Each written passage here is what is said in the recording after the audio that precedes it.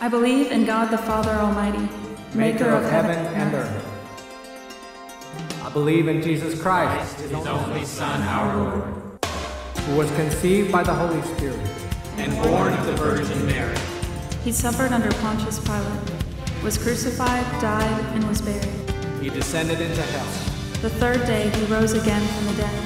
He ascended into heaven. And is seated at the right hand of God the Father Almighty. From there he will come to judge the living and the dead. I believe in the Holy Spirit, The Holy Catholic Church, the communion of saints, the forgiveness of sins, the resurrection of the body, and the life everlasting. Amen.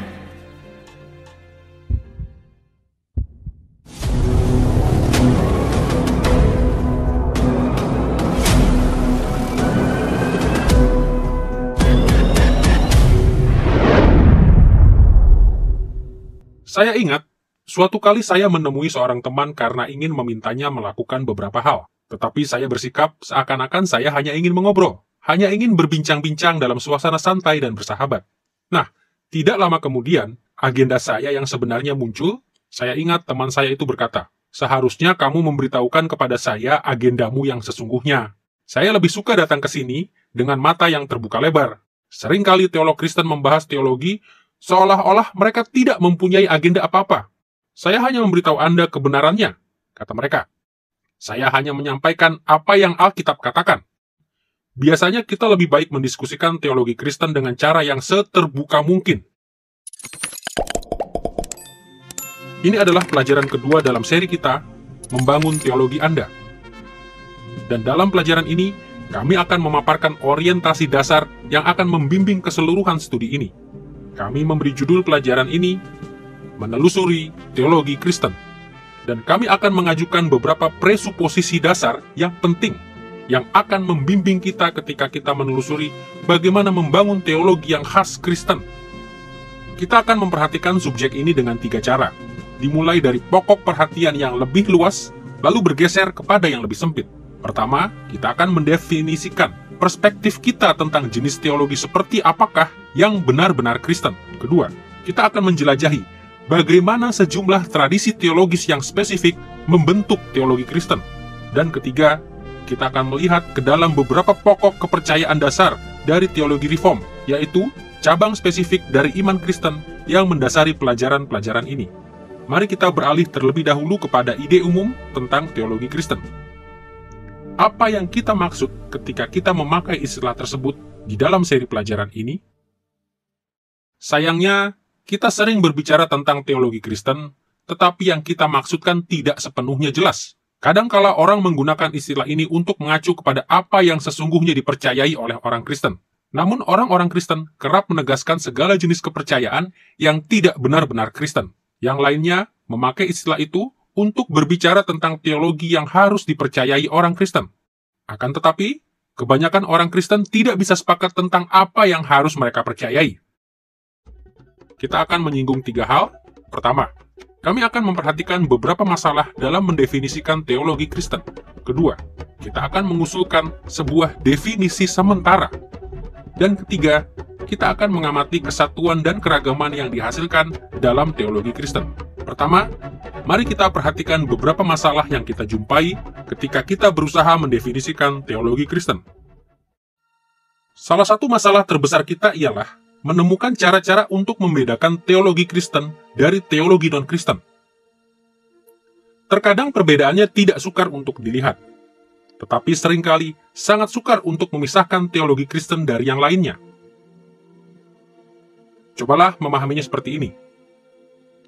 Ketika kita menyandingkan kekristenan dengan agama-agama besar di dunia, ada sejumlah teologi yang bisa dengan mudah dibedakan dari kepercayaan Kristen.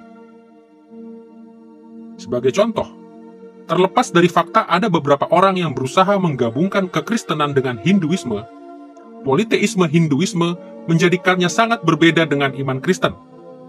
Sedemikian berbeda, sehingga sukar untuk mencampur adukan kedua sistem teologi ini. Di sisi lain, Islam jauh lebih dekat dengan kekristenan ketimbang Hinduisme. Seperti kekristenan, Islam menelusuri asal-usulnya sampai kepada Abraham. Karena itu, ada sejumlah kemiripan antara kekristenan dan Islam. Namun, umumnya tidaklah sukar bagi kita untuk membedakan antara Islam dengan iman Kristen. Sebab ada perbedaan yang diakui dan fundamental di antara keduanya. Misalnya, penegasan kekristenan akan keilahian dan keutamaan Kristus. Sementara sebaliknya, Islam menolak kebenaran ini. Juga pertimbangkan Yudaisme. Yudaisme bahkan memiliki kaitan dan kemiripan yang lebih banyak dengan kekristenan. Sebab kekristenan tumbuh dari Yudaisme. Walaupun begitu, Yudaisme menyangkal bahwa Yesus adalah Mesias, Sang Kristus, sehingga tidak banyak orang yang keliru menganggapnya sebagai iman Kristen.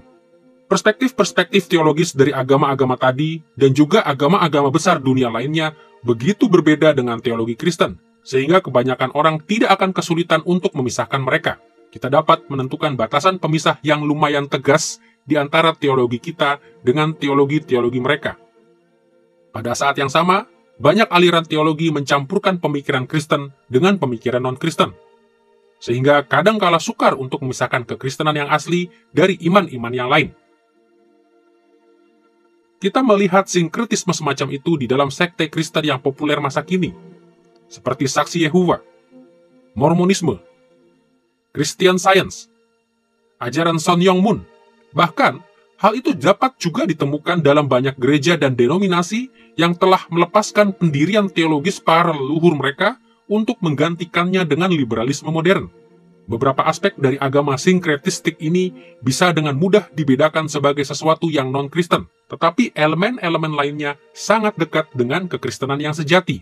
Karena alasan ini, di dalam kasus-kasus seperti tadi, kita mengalami kesulitan untuk menarik garis pemisah yang tegas antara teologi Kristen dengan teologi non-Kristen. Yang lebih buruk lagi, pikirkan lanskap teologis di antara orang-orang percaya yang setia kepada Kristus. Bahkan di dalam ranah kekristenan yang sejati, seringkali lebih mudah untuk berbicara tentang teologi-teologi Kristen yang merupakan bentuk jamak ketimbang teologi Kristen secara tunggal. Ada banyak sekali bentuk kekristenan yang berbeda, sehingga mustahil kita bisa memuaskan keinginan semua orang dalam menentukan bentuk-bentuk kekristenan mana saja yang harus dianggap asli. Apakah teologi Kristen yang benar juga mencakup ajaran-ajaran gereja Ortodoks Timur? Bagaimana dengan doktrin-doktrin Katolik Roma? Manakah bentuk iman Protestan yang paling murni? Anglikan? Baptis? Lutheran? Metodis? Atau Presbyterian? Hampir setiap segmen gereja mengevaluasi kemurnian berbagai cabang kekristenan menurut caranya sendiri. Dan hampir semua cabang percaya bahwa teologinya adalah versi paling murni dari semua yang ada. Apabila kita memikirkan hal ini dalam kerangka perselisihan Kristen di dalam lingkup internal, akan semakin sulit untuk mendefinisikan teologi Kristen secara persis. Seringkali saya meminta para mahasiswa dalam salah satu kelas saya untuk membantu saya membedakan teologi Kristen dari sistem-sistem teologi lainnya di dunia ini dengan memberikan kepada saya daftar dari doktrin-doktrin yang harus dipercayai agar seseorang dapat diperhitungkan sebagai orang Kristen. Para mahasiswa tidak butuh waktu lama untuk menyusun suatu daftar yang sangat panjang tentang kepercayaan-kepercayaan Kristen yang esensial. Di dalamnya termasuk, Yesus adalah Tuhan, Yesus adalah Juru Selamat, Yesus satu-satunya jalan keselamatan, Yesus mati untuk dosa-dosa kita, Yesus bangkit dari kematian, Allah adalah Tritunggal, Yesus sepenuhnya Allah dan sepenuhnya manusia, semua manusia berdosa, pembenaran hanyalah melalui iman, orang Kristen harus hidup kudus, Alkitab adalah firman Allah yang tanpa kesalahan. Seperti yang Anda lihat, orang haruslah sangat terpelajar dan memiliki wawasan yang luas agar bisa mengerti semua konsep ini, apalagi untuk mempercayai semuanya. Biasanya saya berpaling dari papan tulis dan mengajukan satu pertanyaan yang krusial. Berapa banyak dari kalian yang mempercayai semua ajaran ini ketika kalian pertama kali menjadi orang Kristen? Kebanyakan dari mereka harus mengakui bahwa, paling tidak, mereka hanya percaya kepada sebagian kecil dari ajaran-ajaran tersebut. Tentu saja doktrin-doktrin yang biasanya dimasukkan oleh para mahasiswa dalam daftar mereka itu adalah ajaran-ajaran Kristen yang penting. Akan tetapi, seharusnya jelas bahwa seseorang bisa jadi memiliki iman Kristen dan teologi Kristen yang sejati, bahkan tanpa mendengar tentang sebagian dari doktrin-doktrin ini, apalagi memahami ataupun mempercayai semuanya. Doktrin-doktrin mana saja yang mutlak esensial bagi iman Kristen yang sejati? Apakah ukuran paling minimum bagi teologi Kristen? Sebenarnya, hanya Allah yang tahu pasti di mana persisnya garis batas itu.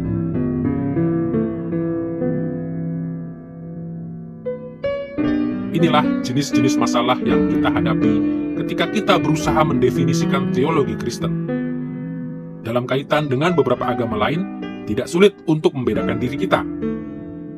Namun sangat sukar untuk mengetahui secara persis elemen-elemen apa yang esensial agar suatu teologi benar-benar Kristen. Kesulitan-kesulitan ini dan juga kesulitan-kesulitan lainnya dalam mendefinisikan teologi Kristen mengarahkan saya untuk mengusulkan satu definisi yang akan membimbing diskusi kita dalam seri pelajaran ini. Definisi ini tidak akan menjawab semua pertanyaan yang mungkin muncul, tetapi akan menyediakan bagi kita suatu kejelasan yang signifikan dan membantu. Hingga taraf tertentu, definisi ini tidak sempurna, tetapi memadai untuk kita gunakan sementara kita melanjutkan pelajaran ini. Dalam pelajaran-pelajaran ini, kita akan mengarahkan definisi tentang teologi Kristen berdasarkan ungkapan kuno yang terkenal dari iman Kristen, yaitu pengakuan iman rasuli. Pengakuan iman ini ada secara substansial dalam bentuk yang diterima luas sejak abad kedua, dan mencapai bentuknya yang sekarang sejak abad ke-6. Orang Kristen dari seluruh penjuru dunia telah mengikrarkan pengakuan iman ini selama berabad-abad sebagai rangkuman dari iman Kristen mereka. Anda tentu tahu bagaimana isinya. Aku percaya kepada Allah, Bapa yang Maha Kuasa, Khalik langit dan bumi, dan kepada Yesus Kristus, anaknya yang tunggal, Tuhan kita, yang dikandung daripada Roh Kudus, lahir dari anak darah Maria, yang menderita sengsara di bawah pemerintahan Pontius Pilatus, disalibkan, mati dan dikuburkan, turun ke dalam kerajaan maut. Pada hari yang ketiga, bangkit pula dari antara orang mati, naik ke surga, duduk di sebelah kanan Allah, Bapa yang Maha Kuasa. Dan dari sana ia akan datang untuk menghakimi orang yang hidup dan yang mati. Aku percaya kepada Roh Kudus, gereja yang kudus dan am, persekutuan orang kudus, pengampunan dosa, kebangkitan tubuh, dan hidup yang kekal. Amin. Ungkapan iman Kristen yang mendunia ini merangkumkan kekristenan dengan cara-cara yang sangat sederhana dan esensial, dan pengakuan iman ini akan berfungsi sebagai definisi dasar kita tentang teologi Kristen. Untuk tujuan kita, semua teologi yang selaras dengan pengakuan iman ini akan diperhitungkan sebagai teologi Kristen. Tentu saja, harus kita akui bahwa pengakuan iman rasuli mencakup sejumlah kepercayaan yang oleh sebagian besar dari kita tidak dianggap esensial. Sebagai contoh, apakah kita benar-benar ingin mengatakan bahwa orang harus tahu tentang Pontius Pilatus sebelum mereka memiliki teologi Kristen? Pada saat yang sama, tidak salah jika kita katakan bahwa pengakuan iman rasuli menyentuh sejumlah kepercayaan Kristen yang sangat diperlukan untuk membangun teologi Kristen, melampaui tingkatannya yang paling dasar. Sebagai contoh, pengakuan iman ini menyebut tentang penciptaan. Pengakuan ini menyebut ketiga pribadi Allah Tritunggal, Bapa, Yesus Kristus anaknya yang tunggal, dan Roh Kudus.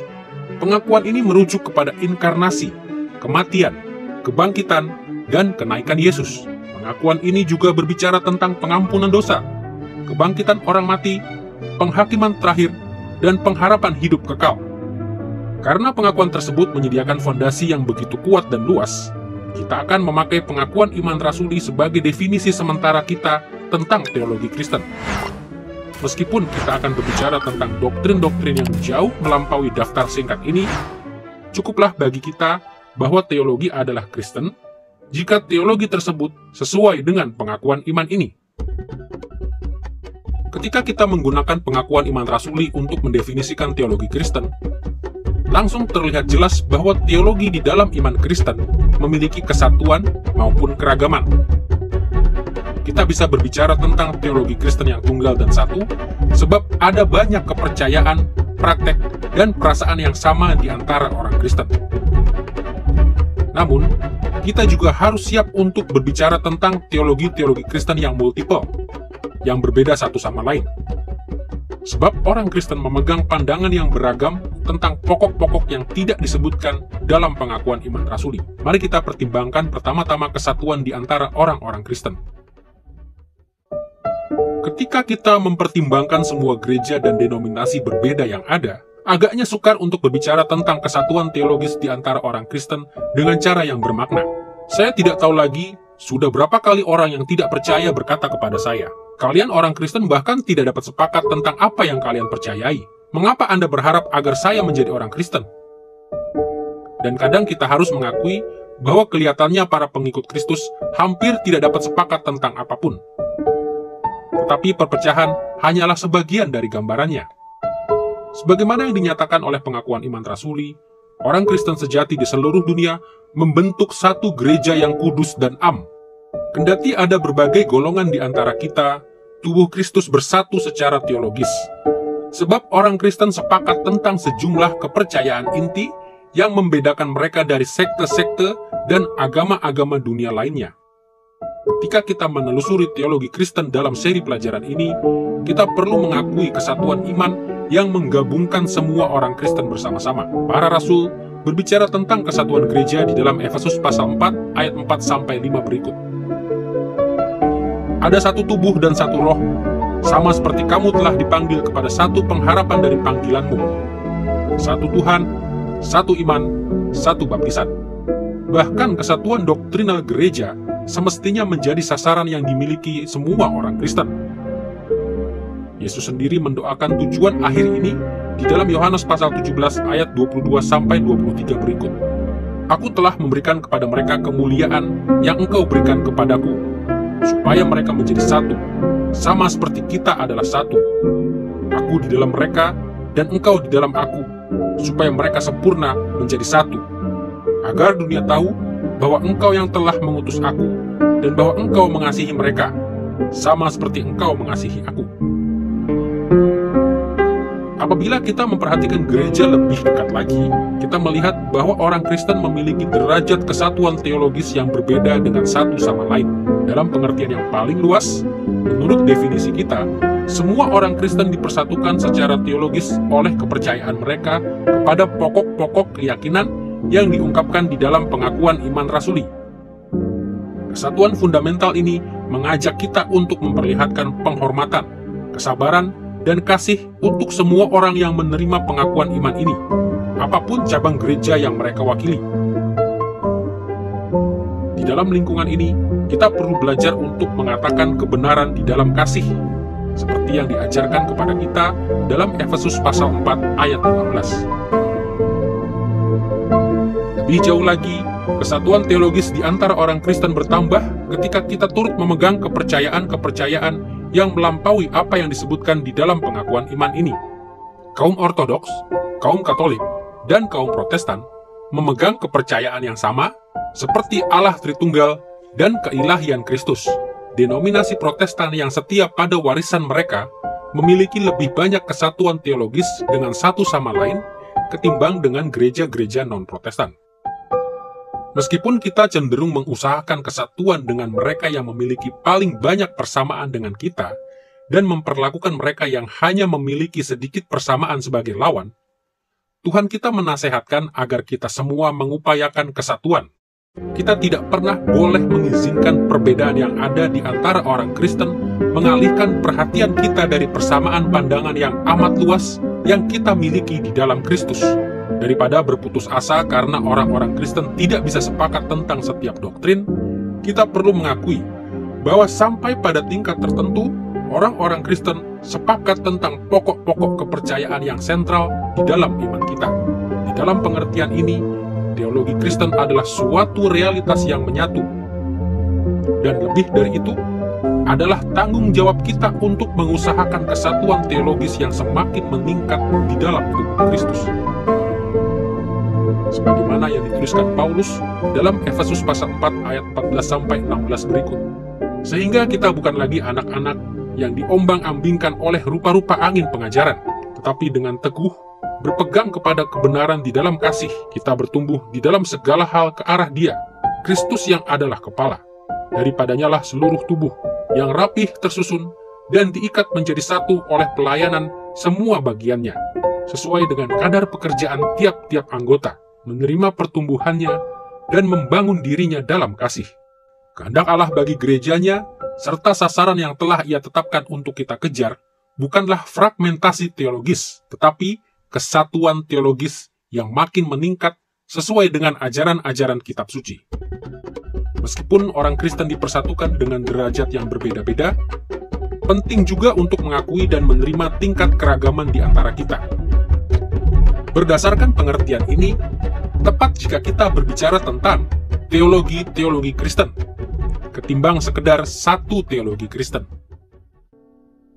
Orang Protestan dengan mudah menyadari apabila mereka memperluas asosiasi mereka dengan gereja-gereja selain gereja mereka, keragaman meningkat. Ketika denominasi-denominasi yang berbeda saling bertemu, mereka hampir selalu menghadapi keragaman. Sebagai contoh, apabila gereja Ortodoks Timur dan gereja-gereja Barat berkumpul, perbedaan yang ada sangat besar. Sementara kita menghadapi keragaman di dalam gereja, kita harus menanyakan satu pertanyaan serius. Mengapa ada perbedaan di antara kita? Kita semua memiliki roh yang sama. Kita semua percaya kepada Kristus yang sama. Kita semua memiliki banyak kepercayaan inti yang sama. Lalu, apa penyebab keragaman di antara orang Kristen? Dalam membahas isu ini, akan berguna jika kita membedakan setidaknya dua jenis perbedaan di antara teologi-teologi Kristen. Pertama-tama, beberapa perbedaan muncul semata-mata karena kita tidak dapat merepresentasikan setiap kebenaran teologis dengan penekanan yang sama. Keterbatasan-keterbatasan yang kita hadapi sebagai ciptaan membuat kita pasti akan memilih dan menekankan beberapa aspek iman Kristen melebihi yang lainnya. Kita memang tidak dapat memberikan perhatian yang sama kepada semua dimensi iman kita pada saat yang sama. Keterbatasan dari para teolog dan teologi ini seringkali menjadi alasan terjadinya banyak keragaman doktrinal di antara orang-orang Kristen. Jenis keragaman karena seleksi dan penekanan ini adalah sesuatu yang sehat dan disetujui oleh Allah. Kita tahu bahwa Allah menyetujui keragaman semacam ini karena bahkan para penulis Alkitab pun berbeda dalam apa yang mereka tuliskan dan tekankan. Kita memiliki 4 Injil yang berbeda, sebab Allah memimpin Matius, Markus, Lukas, dan Yohanes untuk berkonsentrasi pada aspek-aspek yang berbeda dari kebenaran tentang kehidupan Yesus. Karena orang-orang Kristen yang menerima inspirasi yang infalibel dari Roh Kudus berbeda dalam penekanan mereka, kita harus senang bahwa hal yang sama berlaku juga untuk orang Kristen masa kini.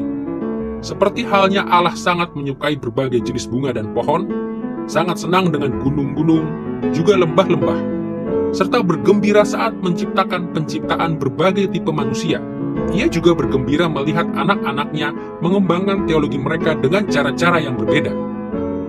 Kita sudah seharusnya memaklumi bahwa teologi Kristen di pedalaman Afrika memilih dan menekankan berbagai kebenaran yang berbeda dibandingkan dengan teologi Kristen di kota New York.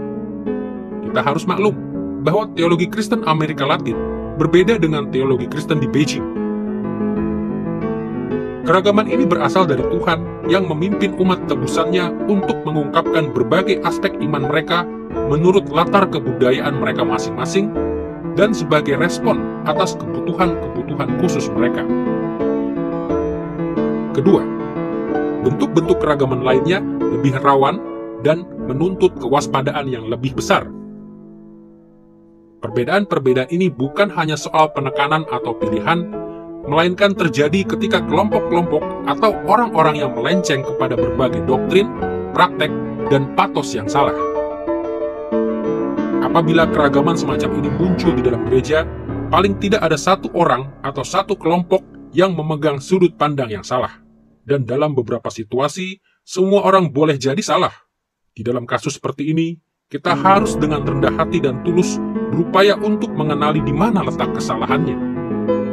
Untuk mengenali kesalahan, di satu pihak, kita perlu kritis terhadap diri sendiri, siap untuk meninggalkan setiap kepercayaan palsu yang sudah masuk ke dalam teologi kita. Di pihak lain, kita juga perlu siap untuk menolong orang percaya lainnya memperbaiki pemahaman mereka. Terkadang hal ini cukup mudah, tetapi di waktu lainnya, proses ini akan menjadi sangat sukar, dan kita dapat memastikan hal ini. Kita tidak akan pernah bisa melepaskan diri kita dan juga orang lain dari semua kesalahan sampai Kristus datang kembali dalam kemuliaan. Namun adalah tanggung jawab kita sebagai para pengikut Kristus untuk bekerja keras menjaga agar kita tetap setia kepada ajaran kitab suci dan menolong orang lain untuk melakukan hal yang sama. Ingatlah apa yang Paulus tuliskan dalam 1 Timotius pasal 4 ayat 16 berikut. Awasilah dirimu sendiri dan awasilah ajaranmu. Bertekunlah dalam semuanya itu, karena dengan berbuat demikian, engkau akan menyelamatkan dirimu dan semua orang yang mendengar engkau. Kita harus menghindari ekstrim-ekstrim dalam penilaian kita tentang kesatuan dan keragaman teologis di antara para pengikut Kristus. Kita tidak pernah boleh menyangkali pentingnya kesatuan teologis, sebab itu berarti menyangkali kesatuan yang Kristus doakan. Akan tetapi, kita seharusnya tidak pernah masuk ke dalam ekstrim lain dan berharap semua orang sepakat dalam semua isu pada masa sekarang sebelum Kristus datang kembali. Sikap seperti itu menyangkali keterbatasan manusiawi kita serta pengaruh dosa yang berkelanjutan di dalam kehidupan kita. Karena ada banyak doktrin yang berada di luar cakupan pengakuan iman rasuli, fakta ini juga akan mengingatkan kita akan keragaman yang memang akan kita temukan di antara orang Kristen. Sesudah kita melihat pengertian yang akan digunakan dalam pelajaran ini tentang istilah teologi Kristen, kita perlu berpaling kepada topik kita yang kedua, tradisi-tradisi teologis di dalam kekristenan. Posisi apa yang dimiliki oleh berbagai tradisi teologis tertentu di dalam usaha kita membangun teologi Kristen? Untuk menjawab pertanyaan ini, kita akan menyinggung 3 topik. Pertama, kita akan mendefinisikan istilah tradisi teologis. Kedua, kita akan memeriksa beberapa kecenderungan dari tradisi-tradisi teologis. Dan ketiga, kita akan menyelidiki pentingnya menyadari pengaruh tradisi-tradisi di dalam kehidupan kita. Mari kita lihat terlebih dahulu apa yang kita maksud ketika kita berbicara tentang suatu tradisi teologis Kristen. Orang Kristen Injili memakai istilah tradisi dalam begitu banyak cara, sehingga kita perlu merinci bagaimana kita akan menggunakan istilah ini. Kita akan pertama-tama mengklarifikasi hal ini dengan mengajukan suatu definisi negatif dan kemudian dengan mengajukan satu definisi positif yang menyatakan apa yang kita maksudkan. Pertama-tama, kita harus menyadari bahwa di dalam banyak kalangan Injili pada masa kini, istilah tradisi memiliki konotasi yang sangat negatif, sebab istilah ini terkait erat dengan apa yang akan kita sebut sebagai tradisionalisme. Tradisionalisme hadir di mana sola scriptura atau hanya oleh Alkitab dilanggar. Singkatnya, tradisionalisme mendasarkan kepercayaan teologis pada rujukan-rujukan manusiawi, biasanya berupa berbagai preferensi tradisional yang telah lama ada, ketimbang pada Alkitab. Yesus berdiri teguh menentang tradisi-tradisi para ahli Taurat, orang-orang Farisi, dan Saduki, sebab mereka jauh lebih gigih mempertahankan pandangan mereka ketimbang berpegang kepada kitab suci. Yesus mengucapkan perkataan ini kepada mereka di dalam Markus pasal 7 ayat 8 dan ayat 13. Perintah Allah kamu abaikan untuk berpegang pada adat istiadat manusia. Dengan demikian, firman Allah kamu nyatakan tidak berlaku demi adat istiadat yang kamu ikuti itu. Dan banyak hal lain seperti itu yang kamu lakukan. Para pengikut Kristus harus menolak tradisionalisme, sebab tradisionalisme memberikan otoritas yang sepatutnya hanya dimiliki oleh kitab suci kepada opini manusia, karena kita begitu mudah dituntun oleh kebodohan manusia dan bukan oleh pernyataan ilahi, maka kita harus menentang tradisionalisme dalam segala bentuknya, sama seperti yang Yesus lakukan pada zamannya. Kedua, meskipun kita harus menentang tradisionalisme, kita harus memiliki perspektif yang berbeda terhadap tradisi per se. Bagaimanakah peran yang tepat dari tradisi di dalam membangun teologi? Walaupun mungkin terdengar asing bagi telinga kaum Injili modern, Rasul Paulus justru sungguh-sungguh mengukuhkan peran positif bagi tradisi di dalam tubuh Kristus. Perhatikan apa yang ia tuliskan kepada jemaat Korintus dalam 1 Korintus pasal 15 ayat 3 berikut.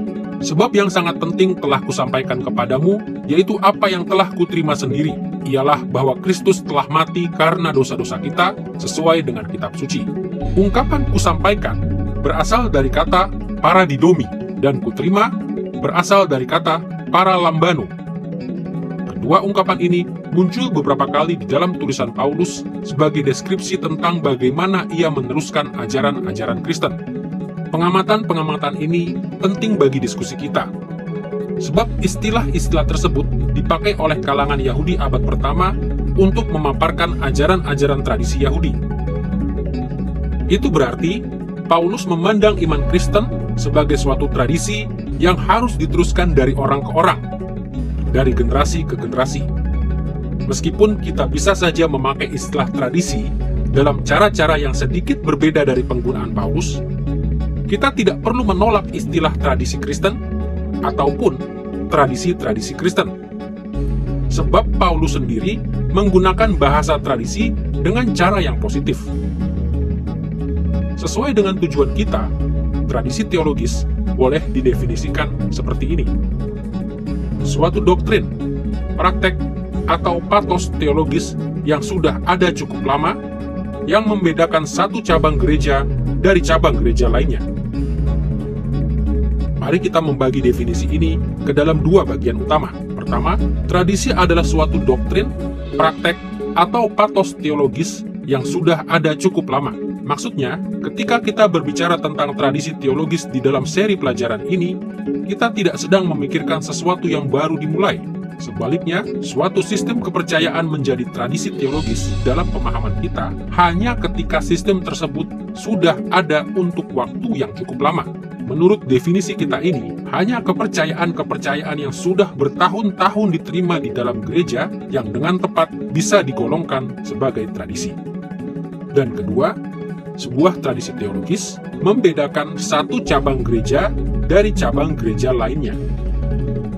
Dengan kata lain, yang kita pikirkan adalah berbagai fitur dari denominasi-denominasi spesifik atau asosiasi orang-orang percaya yang menjadi ciri pengenalnya. Apa yang menjadikan seseorang itu orang baptis? Tradisi baptis. Apa yang menjadikan seseorang itu orang metodis? Tradisi metodis. Ketika kelompok orang percaya memiliki perspektif yang sama selama suatu jangka waktu yang panjang, maka perspektif-perspektif ini menjadi jalur teologis mereka yang khas. Mereka mendapati hati mereka lebih nyaman di dalam salah satu cabang gereja daripada di dalam cabang gereja yang lain. Sesudah kita mendefinisikan apa yang kita maksud dengan tradisi teologis, kita harus memperhatikan bahwa ada sejumlah kecenderungan di antara tradisi-tradisi teologis. Di dalam pelajaran terdahulu, kita telah melihat bahwa teologi melibatkan doktrin, praktek, dan patos. Karena alasan ini, kita perlu memperhatikan bahwa tradisi teologis yang berbeda-beda di dalam kekristenan cenderung memenuhi salah satu atau mungkin dua dari ketiga kategori berikut. Tradisi-tradisi yang menekankan doktrin, yang menekankan praktek, dan yang menonjolkan patos. Pertama, beberapa cabang gereja dibedakan dari cabang lainnya karena penekanan tradisional mereka pada doktrin. Kita semua mengenal denominasi-denominasi yang melihat jati diri mereka, terutama dalam pengertian doktrin-doktrin apa saja yang mereka pegang. Pelayanan pengajaran dan pendirian doktrinal mereka membentuk inti iman Kristen mereka. Sayangnya, cabang-cabang gereja semacam ini dapat menjadi agak doktriner. Maksudnya, mereka bisa sangat terpaku dengan berbagai kontroversi doktrinal. Dan biasanya, mereka menekankan keseragaman doktrinal secara luas. Keterpakuan dengan doktrin-doktrin ini sering memimpin kepada intelektualisme, di mana mempelajari dan memahami data tentang iman menjadi tujuan akhirnya. Kedua, tradisi-tradisi lain di dalam gereja lebih banyak membedakan diri melalui praktek mereka. Ada banyak gereja yang menemukan kekhasan jati diri mereka di dalam apa yang mereka lakukan dan bukan dari apa yang mereka ajarkan. Pelayanan Kristen dan program tindakan mereka adalah kekuatan terbesar mereka. Mereka sering memiliki daftar panjang perintah dan larangan bagi para anggota mereka. Sayangnya, cabang gereja semacam ini seringkali mereduksi iman Kristen menjadi kegiatan belaka. Kekristenan menjadi soal melakukan sesuatu. Dan keterpakuan dengan aktivitas ini sering membawa kepada legalisme.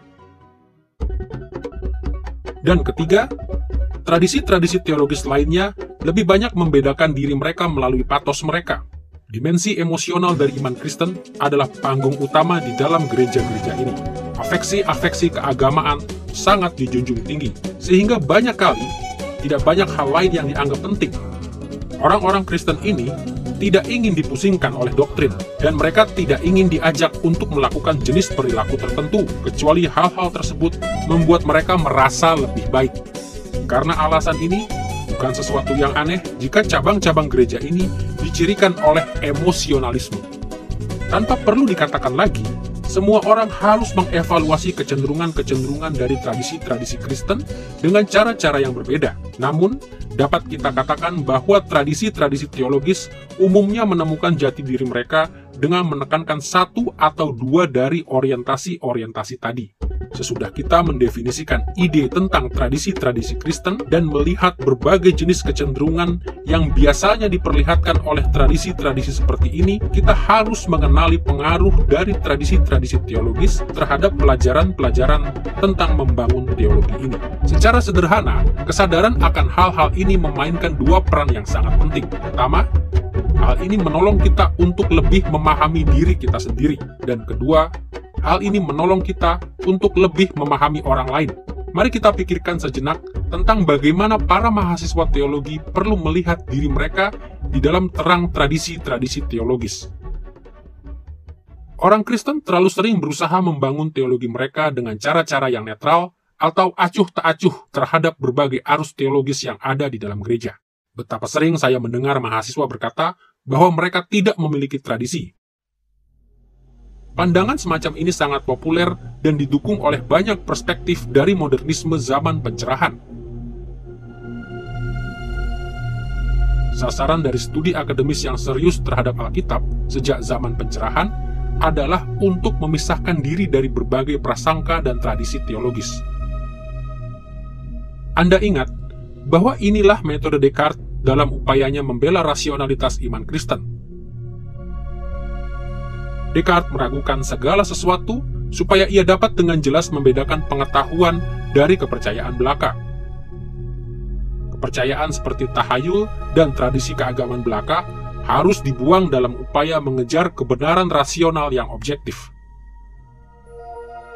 Dalam banyak cara, para mahasiswa yang berusaha untuk memisahkan diri dari warisan keagamaan mereka, yaitu tradisi teologi Kristen mereka secara khusus, sesungguhnya sedang menerapkan standar-standar Kartesian dari zaman pencerahan kepada teologi. Sayangnya, pendekatan kepada teologi yang seperti ini mengakibatkan banyak kemurtatan yang kita lihat di dalam gereja barat selama beberapa abad terakhir. Liberalisme modern adalah akibat dari penerapan agenda zaman pencerahan modernis ini kepada teologi. Akan tetapi, ada cara yang lebih baik untuk menangani tradisi-tradisi teologis. Ketimbang mencoba memisahkan diri dari orientasi teologis kita, adalah lebih bermanfaat jika kita berusaha sungguh-sungguh untuk memiliki kesadaran diri. Lebih menguntungkan bagi kita untuk semakin hari semakin mengenal warisan yang terus mempengaruhi kita ketika kita membangun teologi, karena kesadaran diri memampukan kita untuk mengevaluasi dan mengelola sebagian dari pengaruh-pengaruh tersebut. Akan sangat berguna jika kita mengajukan beberapa pertanyaan kepada diri Anda. Pertama, cabang gereja apa yang Anda sebut sebagai rumah Anda?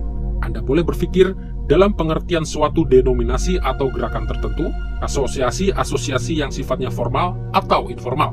Selain itu, apa saja kecenderungan-kecenderungan umum dari tradisi Anda?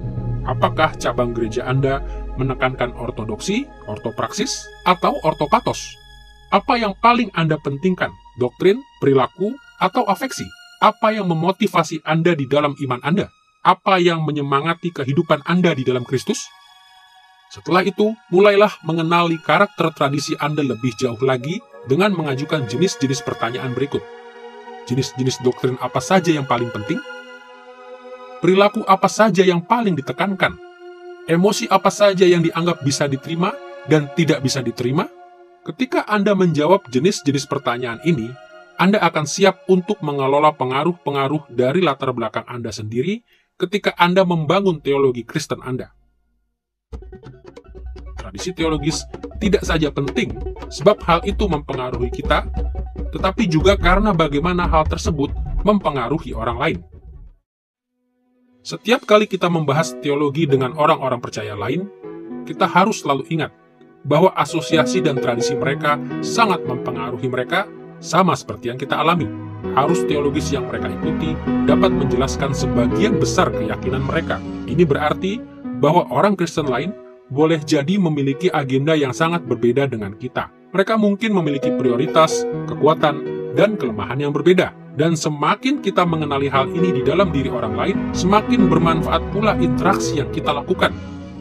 Saya yakin bahwa sangatlah penting bagi orang Kristen untuk tidak hanya memiliki kesadaran tentang diri mereka, tetapi juga kesadaran tentang orang lain, supaya kita dapat menghindari perpecahan yang tidak seharusnya